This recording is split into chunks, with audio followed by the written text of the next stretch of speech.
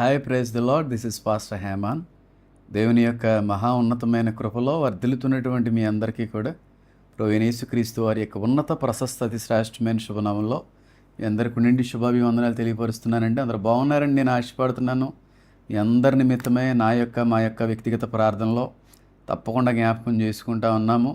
ఈ రోజున అత్యవసర ఒక విషయాన్ని, ఎమర్జెన్సీ అలర్ట్ మీ అందరూ కూడా అందించాలనేటువంటి ప్రయత్నంతో ఈ విధంగా రావడం జరిగిందండి. ఆల్రెడీ నేను కొన్ని సంవత్సరాల నుండి కొన్ని రోజుల నుండి, కొన్ని నెలల నుండి అని అనట్లేదు, కొన్ని సంవత్సరాల నుండి ఇంచుమించుగా నేను సేవా పరిచర్య జీవితాన్ని మొదలుపెట్టినటువంటి సమయం నుంచి కూడా మాట్లాడుతున్నటువంటి మాట. కాబట్టి ఇప్పుడు ఏదో దేశానికి సంబంధించిన గవర్నమెంట్ వారు దానికి సంబంధించిన ఆధారాలు బయటపెట్టిన తర్వాత మాట్లాడడంలో పెద్ద గొప్పతనం ఏమి ఉందలే అని అనుకునే వాళ్ళు ఎవరైనా ఉంటారేమో. దయించి గమనించండి, ప్రపంచ దేశాల్లో ఏ ఒక్క ప్రభుత్వం కూడా ఇంకా నోరు విప్పని సమయంలోనే దాని గురించి మాట్లాడినటువంటి అవి ఉన్నాయి అని చెప్పి చాలా బోల్డ్గా మీడియాలో కూడా వెళ్ళి ఇంటర్వ్యూల్లో కూడా చెప్పి వచ్చినటువంటి వ్యక్తిని. ఎందుకే నేను దేని గురించి మాట్లాడుతున్నానో ఈ పాటికి మీ అందరికీ అర్థమై ఉండాలి కదా. దేని గురించి అంటే ఏలియన్ లైఫ్ కోసం, గ్రహాంతర వాసుల గురించి ఈ రోజున మాట్లాడబోతున్నాం. అయితే ట్రంప్ గారు ఎప్పటికైనా అమెరికా ప్రభుత్వం దగ్గర చాలా అఫీషియల్ ఆధారాలు ఉన్నాయండి. వారి దగ్గర చాలా అద్భుతమైనటువంటి ఆధారాలు వాళ్ళు ఎన్నో సంవత్సరాల నుంచి కూడా సేకరించి ఉన్నారు. అయితే వాటిని బయటికి విడుదల చేసేటువంటి ఆలోచనలో ఉన్నప్పటికీ కూడా కొందరిని ఉద్దేశించి ఆలస్యం చేయడం జరిగింది. కానీ ఎప్పటికైనా సరే అమెరికన్ గవర్నమెంట్ వాటికి సంబంధించిన యూఎఫ్ఓ ఫైల్స్ అన్నిటినీ కూడా బయటికి విడుదల చేస్తుంది, ఏలియన్ లైఫ్ ఉన్నది అనేటువంటి విషయాన్ని బహిరంగంగా ఒప్పుకుంటుంది అని చెప్పిన కొన్ని రోజులకి ట్రంప్ గారే బయటకు వచ్చి మీ అందరికీ కూడా విషయాన్ని తెలియజేశారు.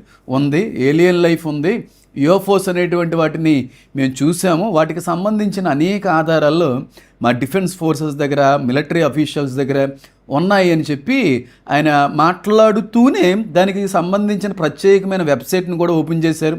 దాంతోపాటుగా వారి దగ్గర ఈనాటి వరకు కూడా ఇన్ని సంవత్సరాల్లో వారి దగ్గర సంపాదించిన ఆధారాలన్నింటినీ కూడా ఒకేసారి విడుదల చేయడానికి వాళ్ళు ఇష్టపడలేదు, కానీ బ్యాచెస్ వారీగా, అంటే ఒక బ్యాచ్ తర్వాత కొన్ని బ్యాచ్ అలాగే విడుదల చేస్తామని అన్నారు. ఆ విధంగానే ఈ రోజుకి 3 బ్యాచ్ల వీడియోలు రిలీజ్ అయినాయి. అంటే యూఎఫ్ఓ సంబంధించినటువంటి డీటెయిల్స్ అన్నీ కూడా, వాటికి సంబంధించినటువంటి ప్రూఫ్స్ అన్నీ కూడా ఇప్పటికీ 3 బ్యాచ్ల వారీగా విడుదల చేశారు. అయితే 1 డే క్రితం, మేబీ 2 days క్రితం 4th బ్యాచ్ను కూడా విడుదల చేశారండి. 4వ బ్యాచ్కి సంబంధించిన ప్రూఫ్స్ అన్నీ కూడా విడుదల చేశారు. అయితే ఆల్రెడీ ఈ ఫోటో నేను ఇక్కడ డిస్ప్లే చేస్తాను చూడండి.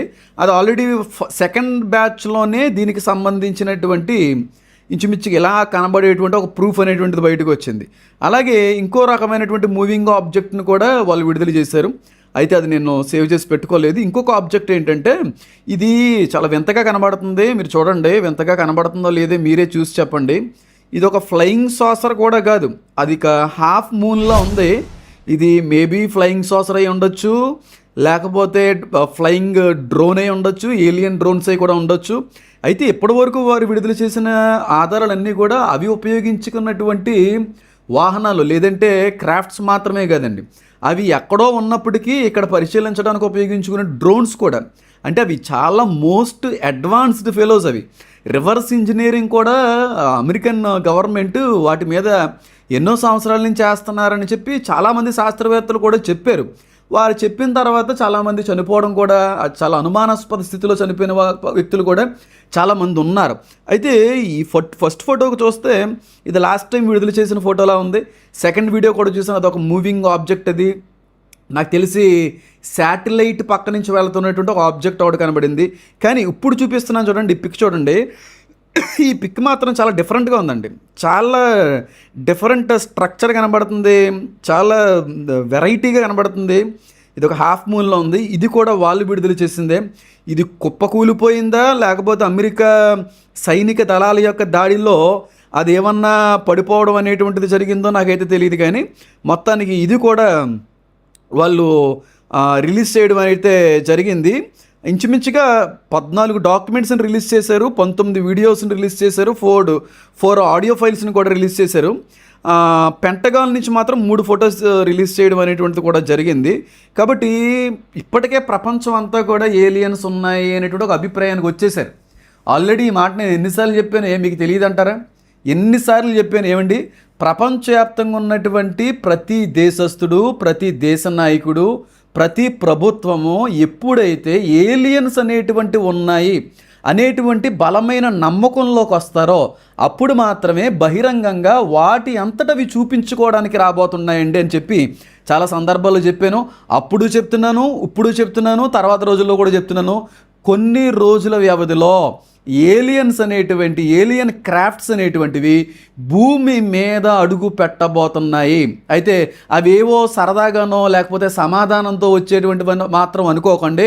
అవి మహాభయంకరమైనటువంటి జీవులు, మనుషులను నాశనము చేయుటకు మాత్రమే సాతాను వాటిని నియమించుకున్నాడనే విషయాన్ని కూడా చెప్పడం జరిగింది. ఏదేదో నేను ఇప్పుడు ఏదో చెప్తుంది కాదు. నేను 7th 8th క్లాసెస్లో ఉన్నప్పుడు పొందుకున్న దర్శనాన్నే మీ అందరితోనే పంచుకున్నాను. చాలామంది దాన్ని వెటకారంగా తీసుకొట్టేశారు, చాలామంది నవ్వుకున్నారు కూడా. కొంతమంది అయితే చాలా సార్కాస్టిక్గా కూడా మాట్లాడారు. అప్పుడు కూడా నేను ఎక్కడా కూడా బాధపడలేదు, ఎక్కడా కూడా గాయపరచబడలేదు. ప్రభువా, తగిన సమయమునందు మీరు చూపిన దర్శనం నిజమని రుజువుపరిచేటువంటి రోజు కోసం మాత్రం నేను ఎదురు చూస్తున్నానయ్యా అనే ప్రార్థన చేశాను. కొన్ని నెలల వ్యవధిలోనే అమెరికన్ గవర్నమెంట్ పూర్తిగా వాటికి సంబంధించిన ఆధారాలన్నీ కూడా ఒకదాని తర్వాత ఒకటి. అయితే మీరు గమనించవలసిన విషయం ఏంటంటేనండి, ఇప్పుడు ఆల్రెడీ జపాన్ వారి దగ్గర ఉన్నటువంటి ఆధారాలు కూడా బయటకు వస్తూ ఉన్నాయి. రష్యన్ గవర్నమెంట్ కూడా వీటి మీద స్పందిస్తూ ఉంది. ఇండియన్ గవర్నమెంట్ దగ్గర కూడా చాలా ఫైల్స్ ఉన్నాయి. బాగా గుర్తుపెట్టుకోండి, ఏలియన్కి సంబంధించినటువంటి ఆధారాలు ఇండియన్ గవర్నమెంట్ దగ్గర కూడా ఉన్నాయి. ఎందుకనంటే మన ఇండియన్ సిటిజన్సే చాలా సందర్భాల్లో వాటి యొక్క ఆధారాలు, వాటి యొక్క సూచనలు చూశారు. ఆకాశం ముందు భయోత్పాతములు సూచనలు మీరు చూస్తారు అన్నట్టుగా ఫ్లయింగ్ సాసర్స్ కావచ్చు, ఆకాశంలో విచిత్రమైనటువంటి స్వరూపాలు కావచ్చు, ఇవన్నీ కూడా చూడడం జరిగింది. ఆల్రెడీ న్యూయార్క్ సిటీలో కూడా ఒక మాల్ దగ్గర అక్కడ ఉన్నటువంటి పబ్లిక్ కూడా డైరెక్ట్గా ఒక ఏలియన్ అనేటువంటి దాన్ని చూడడం అనేది కూడా జరిగింది. అయితే ఇంకొక ఫోటోగ్రాఫ్ కూడా బాగా సర్క్యులేట్ అవుతుంది. అది అమెరికన్ మిలిటరీ అక్కడ ఉన్నటువంటి ఎయిర్ క్రాఫ్ట్లోకి నడుస్తున్నటువంటి క్రమంలో పక్కన కూడా 2 ఏలియన్ బీయింగ్స్, టాల్ బీయింగ్స్ వాళ్ళ పక్కన నడుస్తున్నట్టుగా ఒక ఫోటోగ్రాఫ్ అయితే వైరల్ అయిందండి. అయితే దాన్ని అయితే మాత్రం నేను అది ఖచ్చితంగా అది ఒరిజినల్ అయితే నేను చెప్పలేను, ఎందుకంటే అది ఫ్యాబ్రికేటెడ్ ఫోటోలాగా అనిపిస్తుంది. అన్నంత మాత్రాన అది అవాస్తవం అనడానికి వీల్లేదు, ఖచ్చితంగా అవి ఉండొచ్చు. ఎందుకంటే ఇప్పుడు అమెరికన్ గవర్నమెంట్కి ఏలియన్ సివిలైజేషన్కి మధ్యన కొన్ని సంబంధాలు నడుస్తున్నాయి, అది ఎన్నో సంవత్సరాల నుంచి. ఎందుకంటే వాటికి వీరికి మధ్యన చాలా రకాలైనటువంటి పరిశోధనలు జరుగుతున్నాయి. రివర్స్ ఇంజనీరింగ్ అనేటువంటిది కూడా జరుగుతుంది. అందుకే ఇంత అడ్వాన్స్డ్గా కొన్ని వాటిని మన వాళ్ళు కూడా తయారు చేయడానికి ఉపయోగపడుతుందని నా అభిప్రాయం. కాబట్టి ఆ ఆధారాలు కూడా బయటకు వచ్చినప్పుడు అవి టాలెస్ట్ బీయింగ్స్ ఉన్నాయి, షార్టెస్ట్ బీయింగ్స్ ఉన్నాయి, ఇంకా రకరకాలైనటువంటి డిగ్రీస్ ఉన్నాయి. వాటిలో ఒకే స్థాయికి సంబంధించిన వారైతే వాటిలో లేవని చాలా సందర్భాల్లో కూడా చెప్పే ప్రయత్నం చేశాను. వాటి బేసెస్ అంటార్క్టికాలో బేస్ ఉండొచ్చు అని కొంతమంది అంటుంటారు. కొంతమంది సముద్ర గర్భంలో కూడా ఏలియన్ లైఫ్కి సంబంధించిన బేసెస్ ఉన్నాయని కొంతమంది అంటూ ఉంటారు. కొంతమంది అయితే హయ్యెస్ట్ పీక్స్లో ఉన్నటువంటి టాలెస్ట్ ఎవరెస్ట్ల మీద కూడా, మౌంటైన్స్ మీద కూడా వాటి బేసెస్ ఉన్నాయని కొంతమంది మాట్లాడుతూ ఉంటారు. ఏదైనా సరే ఖచ్చితంగా వాళ్ళు మాట్లాడినది 100% 100% కరెక్ట్ నేను చెప్పలేను, కానీ ఇంచుమించుగా మాత్రం వాళ్ళు చెప్పిన దాంట్లో సత్యం ఉందని మాత్రం నేను బలంగా నమ్ముతూ ఉంటాను. ఎందుకంటే నాసా వాళ్ళు కూడా సముద్రంలో పరిశోధించే ప్రయత్నం చేశారు. అసలు సముద్రం లోతు ఎంత ఉంటుంది, దీని కింద ఇంకేమున్నది, అసలు దీని కింద ఇంకా మనం కానీ పరిశీలించగలిగితే ఏవైనా కొత్త విషయాలు బయటపడతాయన్న ఆలోచనతో వాళ్ళు విశ్వ ప్రయత్నాలు పరిశోధనలు చేశారు. కానీ ఒకానొక సందర్భానికి వచ్చేటప్పటికి ఉన్నపాటుగా మొత్తం అన్నీ కూడా ప్యాకప్ చేసుకుని బయటకు వచ్చేసారు. బయటకు వచ్చేసిన తర్వాత అడిగితే వాళ్ళు ఏం చెప్పారు, ఏమీ లేదు, ఏమీ చూడలేదు, ఏమీ లేదని చెప్పి ఇంకా మళ్ళీ మేము సముద్రం మీద పరిశోధించాం అని వెళ్ళిపోయారు. ఎక్కడికి వెళ్ళిపోయారు?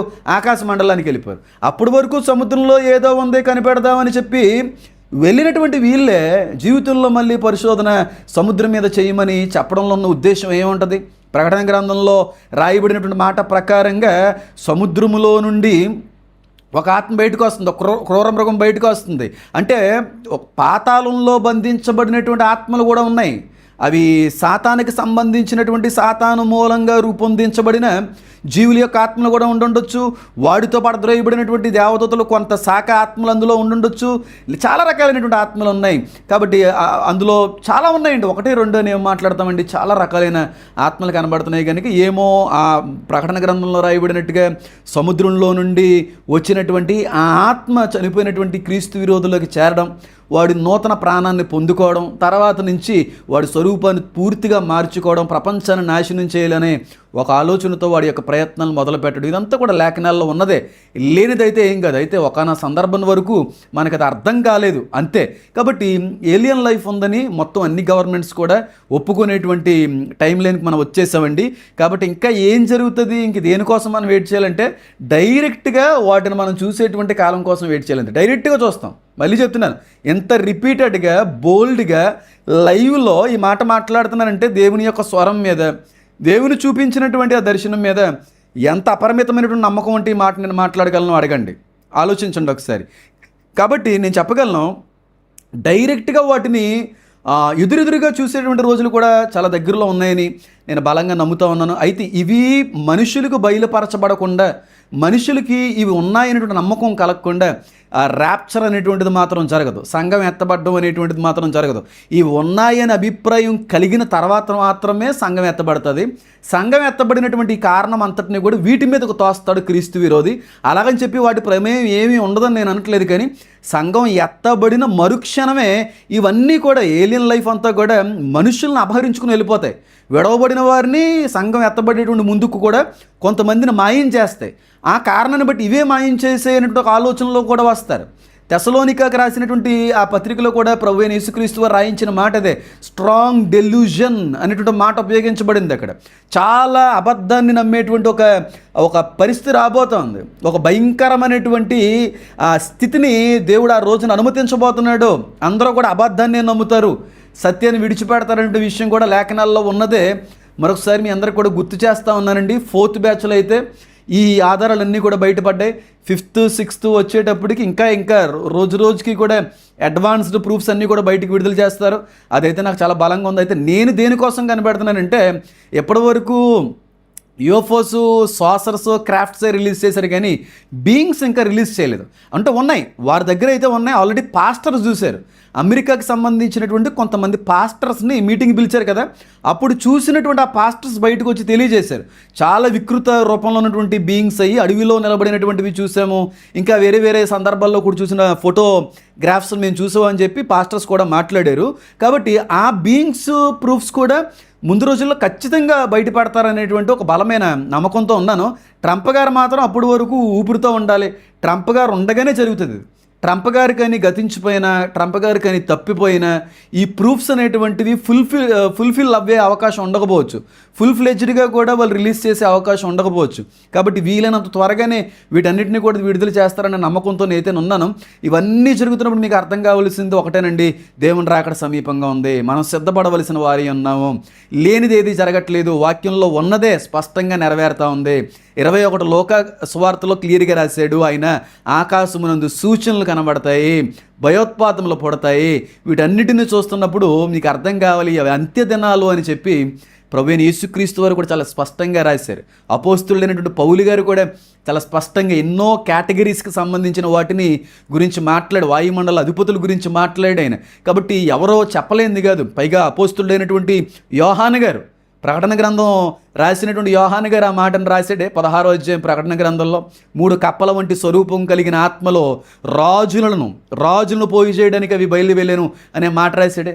హానోకు గ్రంథాన్ని తీసేశారు కదా, ఆ హానోకు వాటిని గురించి ప్రస్తావించాడే. కాబట్టి ఇవి బైబిల్లో లేనివి కాదండి, మనకు అర్థం కాలేదంతే.